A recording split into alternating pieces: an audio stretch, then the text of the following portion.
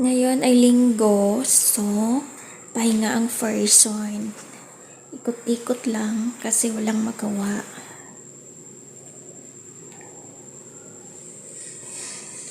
Ayan tayo guys. Nagpapahinga ako ngayon kasi syempre pagod ako, everyday ako umaalis ng bahay. So ayan, sobrang init dito at lalaki ng mga tagyawat ko. Naglalabasan, syempre flex ko din yung aking tattoo. Ang ganda ng tugtugan sa likod. Boulevard. Paduyan-duyan. At syempre nakikinig ng music dyan sa tabi. Yung music nila is Boulevard.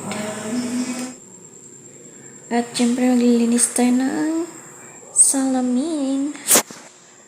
Yan, linisan natin kasi ang dumi. So ayan yung ginagawa natin for the